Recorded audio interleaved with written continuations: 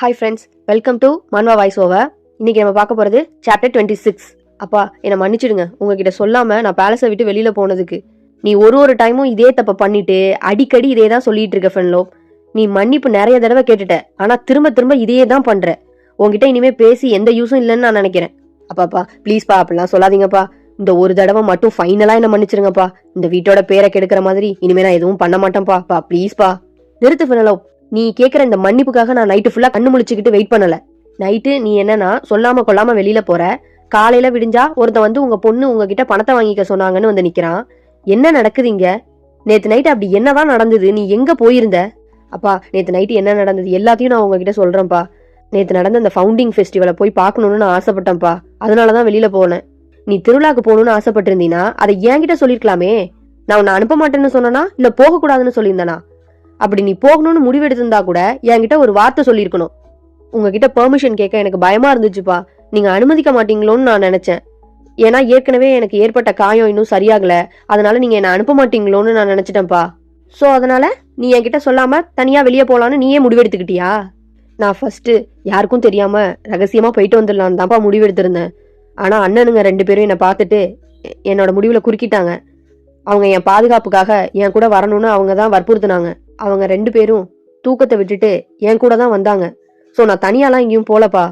அங்கே போனதுக்கு அப்புறம் அந்த திருவிழால ஒரு பெரிய கூட்டத்தில் நான் மாட்டி தொலைஞ்சு போயிட்டேன். அதுக்கப்புறம் அங்கே ஒருத்தனால எனக்கு மிகப்பெரிய பிரச்சனை நடந்துச்சு. அவன்கிட்ட இருந்து நான் கஷ்டப்பட்டு உயிர் தப்பிச்சு வந்திருக்கேன். நீ என்ன சொல்ற ஃபெனலோப்? யார் அவன்? உனக்கு பிரச்சனை கொடுத்தது யாரு? அவன் பேர் என்ன? அங்கே நடந்த பிரச்சனையில யார் என்னன்னுலாம் என்னால் கவனிக்க முடியலப்பா. எனக்கு தெரியவும் இல்லை. ஆனால் அங்கே நடந்த சத்தத்தில் க்ளூ அப்படின்னு மட்டும் அவன் பேரை நான் காதில் வாங்கினேன். என்ன சொன்ன? க்ளூவா? நீ க்ளூ நான் பேர் சொன்ன? ஆமாப்பா. அப்போ அங்க இருந்த எக்கிள்ஸ்னு ஒருத்தன் தான் அந்த பிரச்சனையில இருந்து என்ன காப்பாத்தினான். யாரு? ஒருத்தனை பேலன்ஸ்க்கு கூட்டிட்டு வந்திருக்கியே, அவனா? ஆமாப்பா, அவனே தான். அவன் அடிமையை ஏலம் விடுற இடத்துல இருந்து தப்பிச்சு வந்தவன். என்ன? அவன் ஒரு அடிமையா? ஆமாப்பா, தோக்கடிக்கப்பட்ட டெல்மான்கிற ராஜ்யத்துல இருந்து வந்து இங்க அடிமையா இருந்தானா. அங்கிருந்து தப்பிச்சு வர்றப்பதான் எனக்கு உதவி செஞ்சான். என்னை காப்பாத்த போய் திரும்பவும் அவங்க கிட்ட அடிமையா மாட்டிக்கிட்டான்ப்பா. அதுக்கப்புறம் நான் அவனுக்கு உதவி செய்யறதுக்காக நீங்க கொடுத்த அந்த எம்டி செக்கை யூஸ் பண்ண வேண்டியதா போயிடுச்சுப்பா. அவன் என் உயிரையே காப்பாத்துனதுனால அவனை நான் ஏலத்துல இருந்து எடுக்க வேண்டியதா ஆயிட்டு. நிறுத்து ஃபினலோ. ஒரு அடிமையை வாங்குறதுக்காக உனக்கு நான் அந்த எம்டி செக்கை கொடுக்கல. இல்லப்பா, ஒரு மிருகத்துக்கு உதவி செஞ்சா கூட அது ரொம்ப நன்றியா இருக்கும். எக்காட் ஃபேமிலியில இருந்து வந்த எனக்கு அவன் உதவி செஞ்சிருக்கான். நான் எப்படிப்பா அவனை எக்கேடோ போன்னு விட்டுட்டு வர முடியும்? இவங்க 2 பேரும் பேசிட்டு இருக்கிறப்ப டக்கு டக்குன்னு யாரோ நடந்து வர்ற சத்தம் கேக்குது. கதவை மொல்லமா யாரோ திறக்கிறாங்க. ஃபினலோப் திரும்பி பாக்குறா. நீயா? நீ இங்கதான் இருக்கியா? எப்போ வந்த நீ? எங்க போன நீ? உன்னை எவ்வளவு நேரம் தேடணும் தெரியுமா? அவ்வளவு படிச்சு படிச்சு சொல்லியும் நீ உன் வேலையை காட்டிட்டில்ல. இல்ல டெரிக், என்ன நடந்ததுன்னு நான் அப்பா கிட்ட இப்பதான் சொல்லிட்டு இருக்கேன். நீ நினைக்கிற மாதிரி நான் எதுவும் பண்ணல. உனக்கு இதே வேலையா போச்சு. ஏதாச்சும் பண்ணிட்டு வந்து இங்க நின்றுட்டு மன்னிப்பு கேட்கறது. நேத்து நைட்டு ஃபுல்லா விடிய விடிய உன்னை தேடி இருக்கோம். உன்னை தேடாத ஒரு இடம் பாக்கி கிடையாது தெரியுமா? ஒருவேளை உன்னை கிடத்திட்டு தான் போயிட்டாங்களோன்னு நினைச்சோம். உனக்கு தெரியும்ல டெரிக், நீ தான் கூட தானே இருந்த. நான் எதுவும் பிளான் பண்ணிலாம் பண்ணல. அங்க வந்து அந்த கூட்டத்தினாலதான் நான் காணாம போற மாதிரி ஆயிடுச்சு. நிறுத்துங்க ஃபர்ஸ்ட். என்ன நடக்குதுங்க? முதல்ல 2 பேரும் எனக்கு தெரியாம வீட்டை விட்டு வெளியில போனதே தப்பு. இங்க வந்து ஏன் முன்னாடியே ஆர்கியூ வேற பண்ணிட்டு இருக்கீங்க. சாரிப்பா, எங்களை மன்னிச்சிடுங்க. இனிமே இப்படி நடந்துக்க மாட்டோம். ஃபெனலோப், நீ காலையில சொன்ன கதையெல்லாம் ஆல்ரெடி என் காதுக்கு வந்துருச்சு. எல்லாம் ஓகே. நீ செக்கு கொடுத்தது, அவன் உன்னை காப்பாத்துனது எல்லாமே நான் ஒத்துக்கிறேன். அவனை அதோட விடுவிச்சுட்டு வர வேண்டியதுதானே? ஏன் இங்க கூட்டிட்டு வந்திருக்க? நான் அவனை இங்க கூட்டிட்டு வந்ததுக்கு ஒரு காரணம் இருக்குப்பா. அவனை நீங்க நம்ம பேலஸோட ஒரு பயிற்சி வீரனா ஏத்துக்கணும். டெரிக் கிண்டல் பண்றான். என்னது பயிற்சி வீரனா? அந்த அடிமை நம்ம பேலஸ்ல பயிற்சி வீரனா? நல்ல கதையா இருக்கே இது. அப்பா, எக்கிள்ஸ் அடிமையா இருந்தாலும் நல்ல வீரம்பா. அவனோட திறமையை நீங்க ஒரு தடவை சோதிச்சு பாருங்க. அதுக்கப்புறம் நீங்க முடிவெடுங்க அவன் இங்க இருக்கலாமா வேணாமான்னு. டெரிக் சொல்றான். அவனுக்கு வாழ்வீசெல்லாம் தெரியுமா? ஆனா அவனை பார்த்தா அப்படியெல்லாம் ஒன்னும் தெரியலையே. நீ சொல்ற மாதிரி எக்காட் கோட்டைக்குள்ள ஒருத்தன் வரணுங்கிறது சாதாரண விஷயமே இல்ல ஃபெனலோ. நம்ம நாட்டுல இருக்கிறவங்களாலேயே இங்க அவ்வளவு சீக்கிரம் உள்ளார வந்துட முடியாது. அதுவும் நீ ஒரு அடிமையை கூப்பிட்டு வந்து இங்க ராணுவ பயிற்சி கொடுக்கணும்னு சொல்ற. யாரா இவன்? சாமி வரம் கொடுத்தாலும் பூசாரி வரம் கொடுக்காது போல. இடையில பூந்து குட்டைய குழப்பிக்கிட்டு. சரி ஓகே, நீங்க சொல்ற மாதிரி அவனுக்கு பயிற்சி கொடுக்கலனாலும் பரவாயில்ல. அட்லீஸ்ட் என் பர்சனல் கார்டாவாச்சும் நான் வச்சுக்கிறேன். என்னது பர்சனல் கார்டா? உனக்கா? எனக்கு அடிக்கடி ஏதாவது பிரச்சனை நடந்துகிட்டே இருக்கு. சோ எனக்கு அவன் பர்சனல் கார்டா இருந்தா எனக்கு கொஞ்சம் ஹெல்ப்பா இருக்கும். நீ என்ன நினைச்சிட்டு இருக்க ஃபெனலோப்? நம்ம எக்காட்ல 20,000க்கு மேற்பட்டவங்க பயிற்சி வீரரா இருக்காங்க. அதுல யாராச்சும் ஒருத்தரா நீ காடா வச்சுக்கலாமே. ஆனா நீ ஏன் அடிமைய காடா வச்சுக்கணும்னு ஆசைப்படுற? ஆனா அப்பா, இங்க இருக்கிற யாருக்கும் என் மேல ஒரு நல்ல அபிப்பிராயமே இல்ல. அதனாலதான் நீங்க எனக்கு ஏற்கனவே பர்சனல் கார்டு கொடுக்கல. என் மேல கேரே இல்லாதவங்க கிட்ட என்னோட பாதுகாப்பை நான் எப்படி நம்பி கொடுக்க முடியும்? நேத்து அவன் என் கூட இருந்ததுனால மட்டும்தான் நான் இன்னைக்கு உங்க முன்னாடி நின்னு உயிரோட பேசிட்டு இருக்கேன். நேத்து நடந்த மாதிரி திரும்ப எனக்கு நடக்காதுங்கிறதுக்கு என்ன உத்தரவாதம் இருக்கு? இரு, நீ என்ன சொல்ல வர?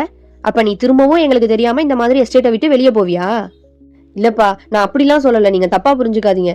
இன்னும் கொஞ்ச நாள்ல எனக்கு பர்த்டே வருது. நான் எப்படியும் பெரிய பொண்ணா ஆயிடுவேன். எப்படி இருந்தாலும் நீங்க எனக்கு அப்ப பர்சனல் கார்டு ஒதுக்கிதான் ஆகணும். என்ன, இப்ப நான் கொஞ்சம் சீக்கிரமா இவனை கார்டா சூஸ் பண்ணிக்கிட்டேன். ப்ளீஸ்பா, இது என்னோட பாதுகாப்புக்காக. என்னோட பர்சனல் கார்டை நான் சூஸ் பண்றது மட்டுமாச்சும் என்னோட விருப்பப்படி நடக்கட்டுமே. ப்ளீஸ்பா. டெரிக், நீயாச்சும் சொல்ல ப்ளீஸ், இந்த ஒரு டைம். அவங்க 2 பேரும் யோசிக்கிறாங்க. அவங்க 2 பேராலையும் ஃபினலோப் கேட்கறத மறுக்க முடியல. ஏன்னா நேத்து தான் அவங்க அப்பா சொல்லிட்டு இருந்தாரு ஃபினலோப் கிட்ட, இந்த எக்காட் வந்து ரொம்ப நடுநிலையானது, இது எல்லாருக்கும் சமமானது, அப்படி இப்படின்னு பிலாசபி எடுத்துக்கிட்டு இருந்தாரு. ஸோ அதனால இப்ப ஓகேன்னு மண்டையையும் ஆட்ட முடியாம நோன்னு மறுக்கவும் முடியாம வெம்பி பிதுங்கி நிக்கிறாங்க 2 பேரும். ஃபினலோப் நினைக்கிறா, இவனுங்க எனக்கு பர்சனல் கார்டு கொடுக்குறாங்களோ இல்லையோ அது முக்கியம் கிடையாது. எக்கிள்ஸை எப்படியாச்சும் இங்க தங்க வைக்கிறதுக்கு என்னெல்லாம் பண்ணணுமோ கண்டிப்பா அதை நான் செய்வேன். Next chapter 27. சரி ஓகே, இப்போ நீ போய் நல்லா ரெஸ்ட் எடு. உன்னை பார்க்க ரொம்ப டயர்டா இருக்கு. நீ தூங்கி முடிச்சோன்னே எனக்கு சொல்லி அனுப்பு. உன்னை பார்க்க ஒரு டாக்டர் அனுப்புறேன். அவர் உன்னை ஒரு டைம் செக் பண்ணிட்டுட்டோம். ரொம்ப தேங்க்ஸ்பா. ஆஹா, இது நல்லா ஒர்க் ஆயிடுச்சே. டெரிக், நீ போக வேணாம், நில்லு. உன்கிட்ட கொஞ்சம் பேச வேண்டிய விஷயம் இருக்கு. எல்லாத்தையும் தான் பேசி முடிச்சாச்சு, அப்புறம் அவன்கிட்ட மட்டும் என்ன தனியா பேச வேண்டி கிடக்கு? எது என்னவோ, நான் கிளம்புறேன்ப்பா. ஒரு வழியா தப்பிச்சிட்டேன். சிஸ்டம் நோட்டிபிகேஷன் வந்திருக்கு. நீங்க டெரிக்கோட ஃபெஸ்டிவல் எக்ஸ்ப்ளோர் பண்ண போனது ஃபெயில்ட் ஆயிடுச்சு. திரும்பவும் இதை விளையாட விரும்புறீங்களா? அதுக்கான ஸ்கோர் 3% இன்க்ரீஸ் ஆகும்னு. என்னது, இவன் கூட திரும்பவும் விளையாடணுமா? ஐயோ, ஆள விடுறா சாமி. ஏன் இந்த கேம் இப்படி போட்டு குழப்பிக்கிட்டு இருக்காங்க? ஃபெயில் ஆகிறதுக்கு என்ன வாய்ப்பு இருக்கு? ஒன்னாதான் போனோம், நல்லா தான் எக்ஸ்ப்ளோர் பண்ணோம். ஃபெஸ்டிவல்ல இன்னும் வேற என்ன பண்ணணும்? எது எப்படி இருந்தாலும் டெரிக்கோட அஃபெக்ஷன் ஸ்கோர் 3% இன்க்ரீஸ் ஆகி இப்ப 13%ல வந்து நிக்குது. நான் ஹாப்பி தான்ப்பா. நான் திரும்பவும் சொல்றேன், இவனுங்களை நான் வின் பண்ணணும்னா இவனுங்களை பார்க்காம இருக்கிறது தான் எனக்கு நல்லது. அப்பதான் இவனுங்களோட அஃபெக்ஷன் ஸ்கோர் ஏறும். இதெல்லாம் யோசிச்சுக்கிட்டே ஸ்டெப்ஸ்ல ஃபெனலோப் கீழே இறங்கி வந்துட்டு இருக்கா. கீழே ரெனால்டு எக்கிள்ஸ புடிச்சு வச்சு கேள்வி கேட்டுக்கிட்டு இருக்கான். டேய், வாயை திறந்து ஏதாச்சும் பேசுறா. உனக்கு பேச தெரியுமா தெரியாதா? உன்கிட்டதான் உசுறு போக கத்திட்டு இருக்கேன். யாரா நீ? எங்க இருந்து வந்திருக்க? ஹே ரெனால்ட், அவனை நீ என்ன பண்ணிட்டு இருக்க? உன்னை நான் பட்லரோட தானே போக சொன்னேன். நீ இங்க என்ன பண்ற எக்கிள்ஸ்? நல்ல வேலை நீ வந்த. யார் முதல்ல இவன்? எது கேட்டாலும் அமைதியாவே இருக்கான். முறைக்கிறான் என்ன? ஃபெனலோப் நினைக்கிறா. எக்கிள்ஸோட அஃபெக்ஷன் ஸ்கோர் 18% இருக்கு. ரெனால்டோட அஃபெக்ஷன் ஸ்கோர் 10% இருக்கு.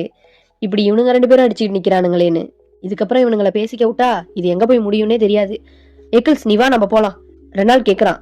நான் இங்க பேசிட்டு இருக்கேன், நீ பாட்டுல அவனை அழைச்சிட்டு போற? ஃபெனலோப் எமிலிட்ட சொல்றா. எமிலி, உனக்கு இன்னும் செய்தி வரலையா என்ன? எக்கிள்ஸ் தான் இனிமே என்னோட பர்சனல் கார்டு. என்னது, பர்சனல் கார்டா? இந்த அடிமனாயி உனக்கு பர்சனல் கார்டா? நைட்லாம் தூக்கம் இல்லாததுனால உனக்கு பைத்தியம் முடிச்சிருக்கா என்ன? உன்னோட பேரை கெடுத்துக்கணுங்கிற வேலையில நீ இறங்கியிருக்கியா? ரெனால்ட், என்னால உட்காந்து இப்போ உனக்கு திரும்ப எக்ஸ்பிளைன் எல்லாம் பண்ண முடியாது. எனக்கு தூக்கம் வருது. எதுவா இருந்தாலும் நம்ம அப்புறம் பேசிக்கலாம். நான் கிளம்புறேன்.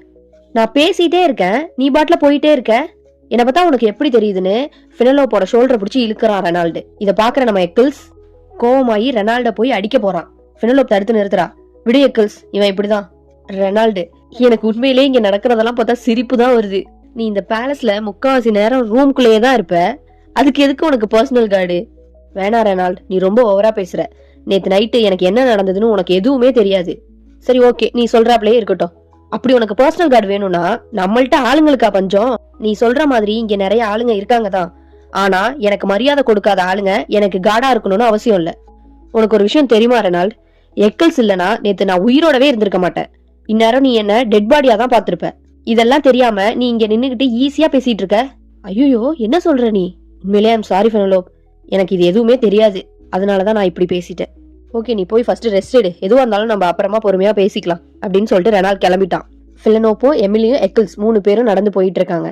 நீ என்ன யோசிச்சுட்டு வந்துட்டு இருக்கிற எக்கிள்ஸ்?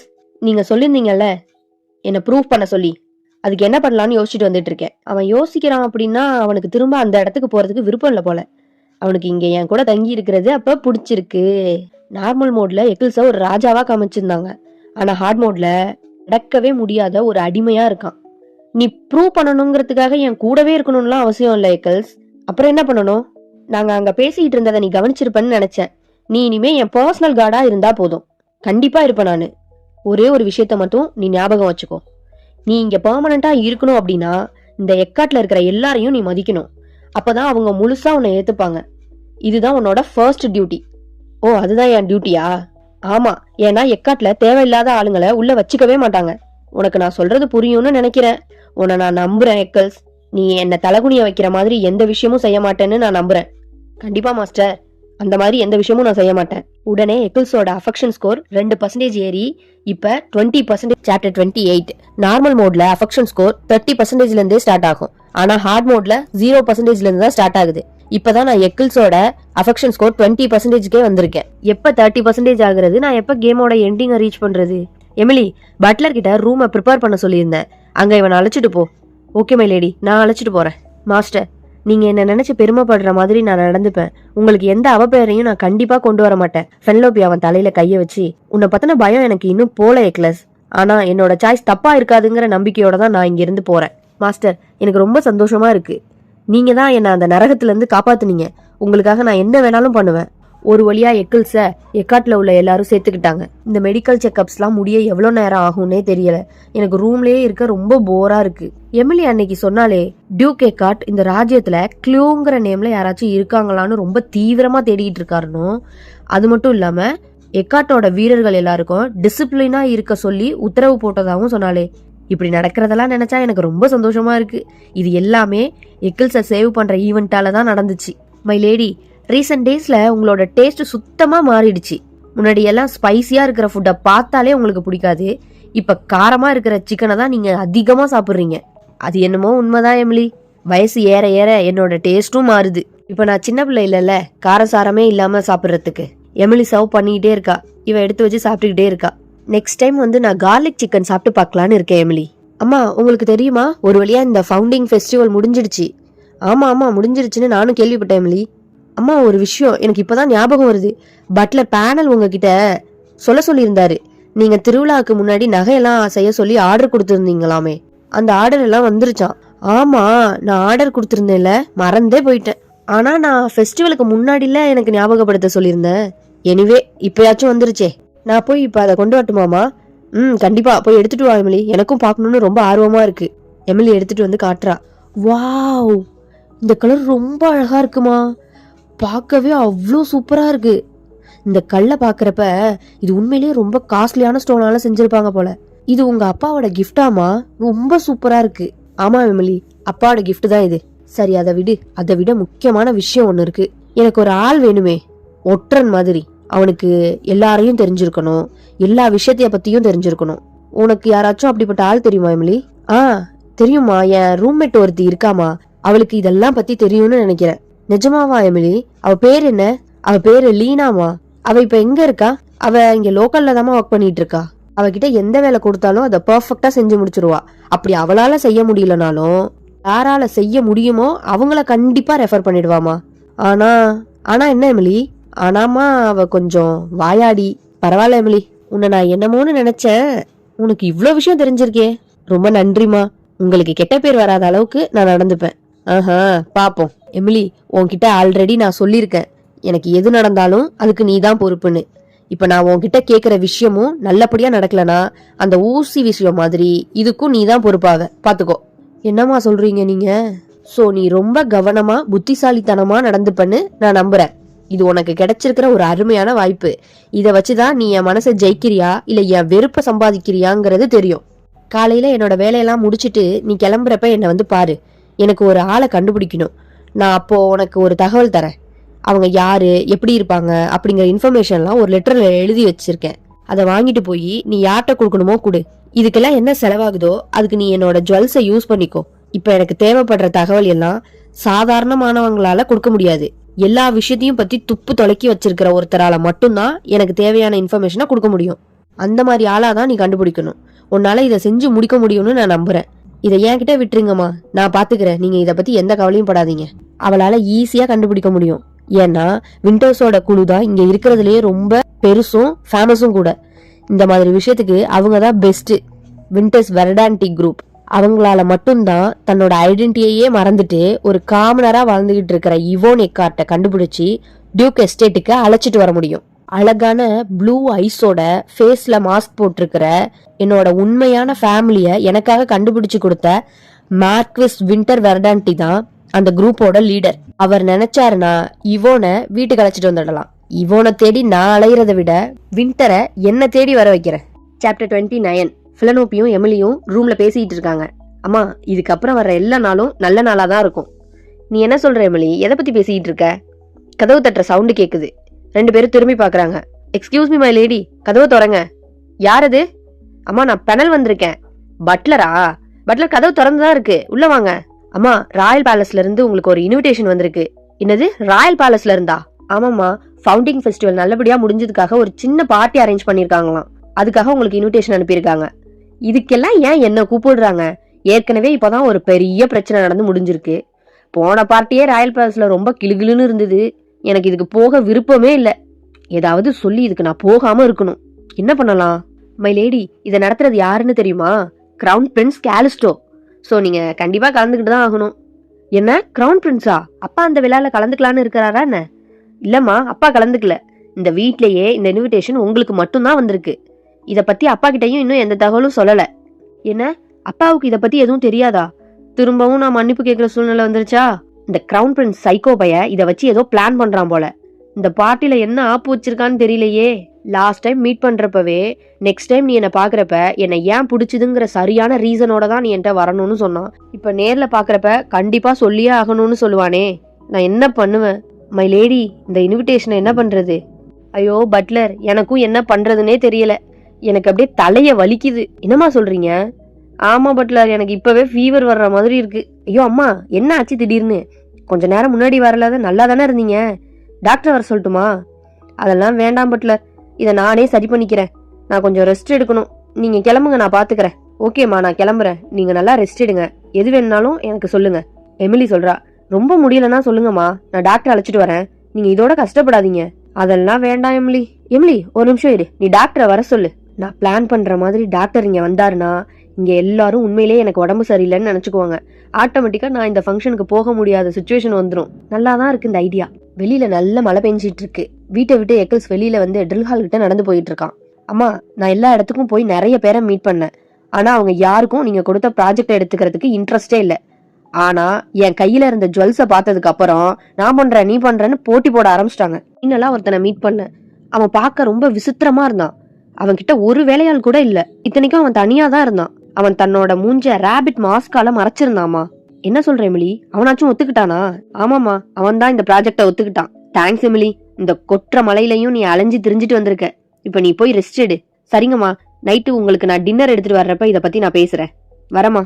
இந்த மலை ஏன் இப்படி விடாம பேஞ்சுக்கிட்டே இருக்கு? போய் ஜன்னல் ஓரமா நின்னு பாத்துக்கிட்டு இருக்கா. ஒரு வேலை கூட பார்க்க முடிய மாட்டேங்குது. இப்படித்தான் நான் சின்ன பிள்ளையா இருந்தப்ப ஒரு டைம் நல்லா மழை பெஞ்சிட்டு இருந்தது.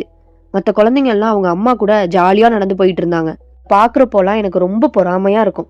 ஏன்னா அந்த கொற்ற மலையில கொடை கூட இல்லாம நான் தனியா நடந்து போயிட்டு இருப்பேன். அங்க இருக்கிற எல்லாரும் ஏன் பாப்பா நீ தனியா நடந்து போற?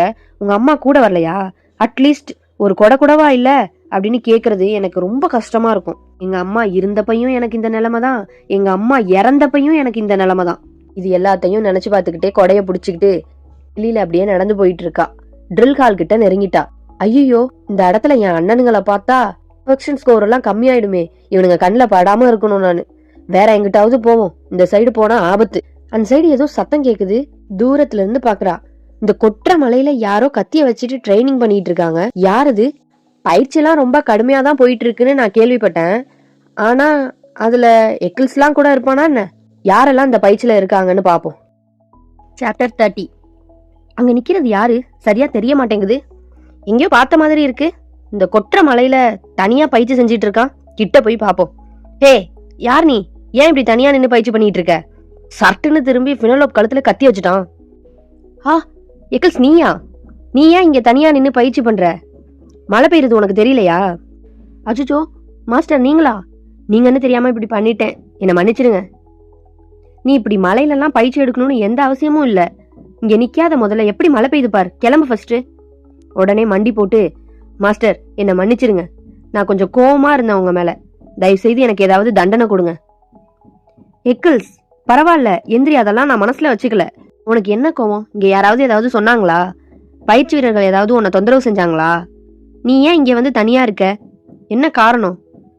இல்லை உன்னை யாராவது தனியாக பயிற்சி எடுன்னு உத்தரவு போட்டிருக்காங்களா? இல்லை மாஸ்டர், என்கிட்ட யாரும் அப்படி வந்து சொல்லலை, எந்த உத்தரவுமே போடலை. அப்புறம் ஏன் இப்படி பண்ணிட்டு இருக்க? நான் இப்போ உங்களோட பர்சனல் கார்டாக இருக்கேன்ல, அதுக்காக என்னோட திறமையை நான் இன்னும் வளர்த்துக்கணும்னு நினச்சேன். அதான் இப்படி பயிற்சி எடுத்துக்கிட்டு இருக்கேன். நான் சாதாரண வீரனா இல்லாமல் சிறந்த வீரனா மாறுறதுக்கு இந்த பயிற்சி எனக்கு ரொம்ப அவசியம். நீ இவ்வளோ டெடிக்கேட்டடாக இருப்பேன்னு நான் நினச்சி கூட பார்க்கல ஏக்கல்ஸ். உன்னை நினச்சா எனக்கு ரொம்ப பெருமையாக இருக்குது. உனக்கு இந்த மாதிரி பயிற்சி பண்ணுறதுக்கு தனியாக ஒரு கூடாரம் போட்டு தர சொல்லவா? அதில் நீ மழை பெஞ்சாலும் வெயில் அடித்தாலும் என்ன நடந்தாலும் நீ பாட்டில் ஃப்ரீயாக ப்ராக்டிஸ் பண்ணலாம். இல்லை வேற ஏதாவது வேணுமா? எது வேணாலும் என்கிட்ட ஓப்பனாக சொல்லு ஏக்கல்ஸ். அட, இதை நான் கவனிக்கவே இல்லை. என்ன உன்னோட மரவாள் உடஞ்சிருக்கு? அப்போ கண்டிப்பாக உனக்கு ஒரு புது வாள் தேவைப்படும். அதை நான் வாங்கி தரேன். நான் வாள் செய்கிறவங்கள வர சொல்கிறேன். நீ அவங்கக்கிட்ட உனக்கு எப்படிலாம் வேணும், என்ன மாதிரி வேணும்னு அவங்கள்ட்ட டீட்டெயில்ஸ்லாம் சொல்லிவிடு. அவங்க உனக்கு அதை செஞ்சு கொடுப்பாங்க. ஓகே மாஸ்டர், நான் உங்கள்கிட்ட ஒன்று சொல்லணும். நீங்கள் இது மாதிரி என்னை அடிக்கடி வந்து பார்க்க வரணும் மாஸ்டர். நீங்கள் என்னை அழைச்சிட்டு வந்ததுக்கப்புறம் இன்னைக்கு தான் என்னை பார்க்குறீங்களே. என்னை நீங்கள் மறந்துட்டீங்கன்னு நான் நினச்சேன். ஃபெனலோப் சிரிச்சுக்கிட்டே சொல்கிறா. உன்னை அழைச்சிட்டு வந்ததே நான் தான். நான் எப்படி உன்னை மறப்பேன்? இவனை நினச்சா எனக்கு ஆச்சரியமாக இருக்குது. இவன் ஒரு மரக்கத்தியாலேயே ஒருத்தனை 2 துண்டா கிழிச்சு தூக்கி எறிகிற அளவுக்கு இவன்கிட்ட சக்தி இருக்குது. ஆனால் இப்போ என் கண்ணு முன்னாடி மண்டி போட்டு உட்காந்துருக்கான். இதுக்கு காரணம் அவனுக்கு என் மேலே இருக்கிற விசுவாசமும் நான் போட்டிருக்கிற மாஸ்டருங்கிற முகமூடியும் தான். இருந்தாலும் நான் ஜாக்கிரதையாக இருக்கணும். எக்கிள்ஸ் கிட்ட இருந்து எந்த ஆபத்தும் வராதுன்னு நான் எப்படி நம்ப முடியும்? எக்கிள்ஸ் தலையை நிமிந்து எந்திரிக்கிறான்.